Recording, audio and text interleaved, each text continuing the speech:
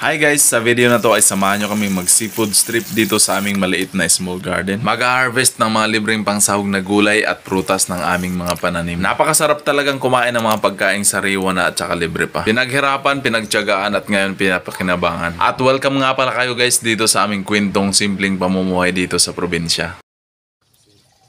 What's up guys? Sa araw na to ay samahan nyo nga pala kami dito sa aming munting garden. February 2024 nang mapagdesisyon na namin ni Mrs. na magtanim. Mali yata yung timing. Sobrang init kasi ng panahon dahil Kwaresma. Pero naniniwala kasi kami sa kasibang if there's a will, there's a way. Naks, napa-English agad tayo. At kitang-kita nyo naman guys, sobrang hitik ng bunga yung sili namin. At nagsisimula na rin mamunga yung mga ampalaya na aming tinanim. Yan na yata yung tinatawag na fruit of our labor. Meron din kaming tanim na pechay. Malulusog naman sila kahit medyo matamlay. At meron din tayong okra. Ang kagandahan dito guys sa okra ay every 2 to 3 days ay makakapag-harvest ka ng bunga. Mayroong opo at saka may talong din tayo dito. Nasa 2 weeks old na tong mga talong natin mula ng pagka-transplant sa kanila. At dahil tag-ulan na ngayon, paniguradong mabubuhay na talaga sila. At dito naman guys sa kabila ay may tanim tayo ditong kalabasa, pakwan at saka melon. Nakakatuwa lang guys dahil kahit first time natin magtanim ng kalabasa, pakwan at saka melon ay nakapagbabunga naman tayo. Actually nakapag-harvest na nga kami ng melon at saka pakwan. Kaso di lang natin nakuha ng video. Ngayon lang kasi namin na pagdesisyon na ni Mrs. na magbablog kami dito. Kahit sana guys magustuhan ninyo ang mga simple naming video. At ito nga guys yung mga dala naming mga sariwang isda. Yan ang lulutuin naming ulam ngayon at manguha tayo ng mga pangsahog na gulay dito sa aming garden. Alam nyo ba guys na libre lang ang mga isdang yan? Malapit lang kasi sa dagat yung aming tinitirhan. Kaya't napakadali lang talagang maghanap ng mga pang-ulam. At bago natin simulan ng pagluluto, syempre manguha muna tayo ng mga tanim nating mga pangsahog dito sa ating garden. Ito yung advantage kapag meron kang mga pananim. Dahil yung mga simpleng pangsahog at mga gulay-gulay di mo na bibilhin. Kahit ano pang iniintay nyo guys, kung may mga bakante kayong pagtataniman ay simulan nyo ng magtanim. Nung magsisimula pa lang kami guys na magtanim ay maraming nagsasabi sa amin na di daw mabubuhay dito ng maayos yung mga pananim. Payat kasi yung lupa at saka medyo mabuhangin. Tapos nagkataon ba talaga guys na summer yung pagtatanim namin. Pero dahil determinado tayo na magtanim ay tinuloy pa rin namin. At alam nyo ba guys na malayo din kami sa source ng matabang na tubig. Pero di pa rin kami nagpatinag at tiyanagaan nating mag-igib. Buti nga ngayon guys, rainy season na. Kahit yung pangdilig natin guys, libre na. Yung kinukuha ko nga pala guys, yan ay alugbati or spinach. Masarap kasi yan guys sa tinola. Kagandahan dyan sa alugbati guys ay napakadali lang itanim at napakadali lang palaguin. Tapos kumuha na rin ako guys ng talbos ng kamote. Tapos talbos ng tanim na kung tawagin sa amin guys ay talinom. Di ko alam kung anong tawag niyan sa Tagalog guys, i-comment nyo na lang sa baba. At yan guys, meron pa nga tayo dyang mga bunga ng pakwan. At may bunga na rin yung tanim nating melon. Namumunga sila guys kahit di tayo gumagamit ng kahit anong mga synthetic na mga fertilizer. Talagang organic fertilizer lang yung ginagamit natin guys, tulad ng dumi ng baka. At saka compost fertilizer galing sa mga tuyong dahon. At pumitas na nga rin pala ako guys ng bunga ng pakwan para may panghimagas tayo mamaya. Kung napapansin nyo guys, yung ibang bunga ng pakwan ay hindi ganun kalaki, talagang maliliit lang sila. Di pa kasi namin kabisado yung pag-alaga at pagpalaki ng mga pakwan guys. Pero alam ko namang along the way ay matutunan din natin yan. Ganyan talaga guys sa una, mga ngapa ka. At kumuha na rin ako guys ng tanlad pang patanggal ng lansa at saka pang pasarap ng lasa. At yun sa wakas, kompleto na yung ating pangsahog na gulay. At bago simulan ng pagluluto, tamang picture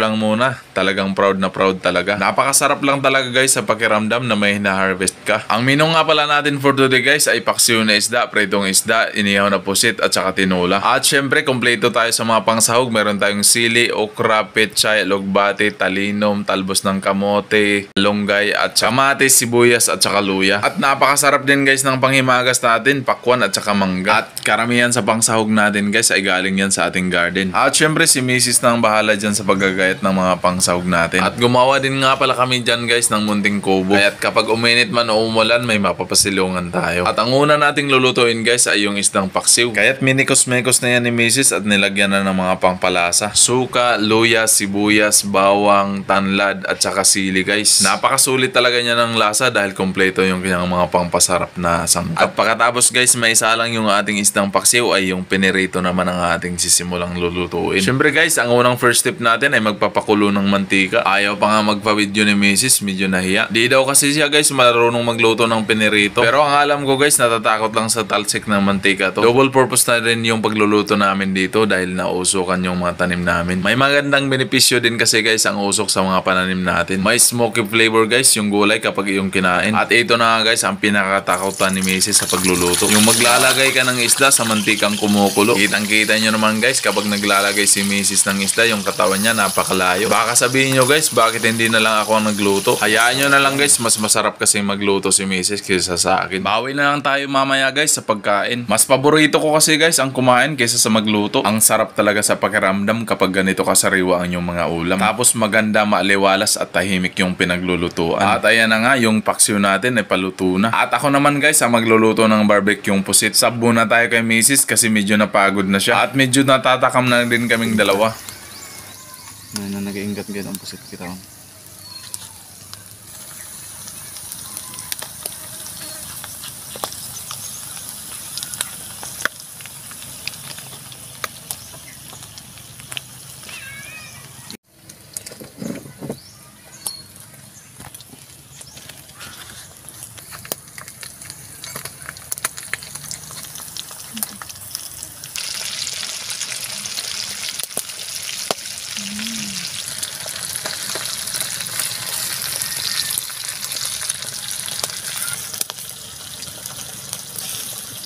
Ito mo nilutan ba?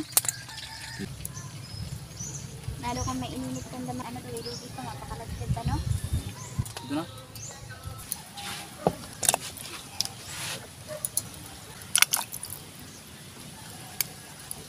Butang na para pagkalad ka diretso.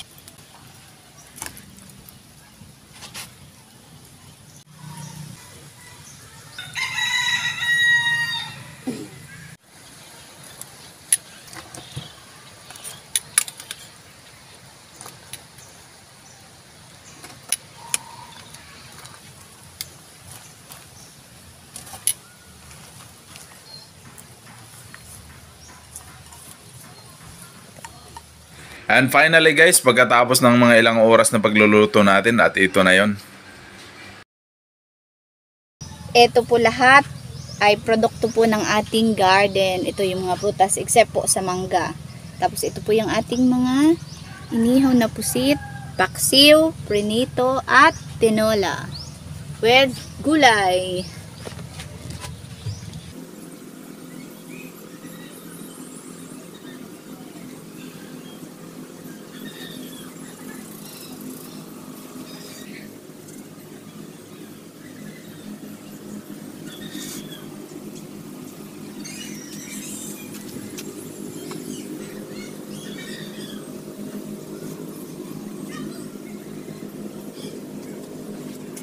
Yon guys, bago natin simulan ang bakbakan ay manalangin muna tayo at magpasalamat sa nagbigay ng mga biyaya sa atin guys. At ito na nga guys, yung exciting part, bakbakan na, mukbangan na. Tara guys, kain!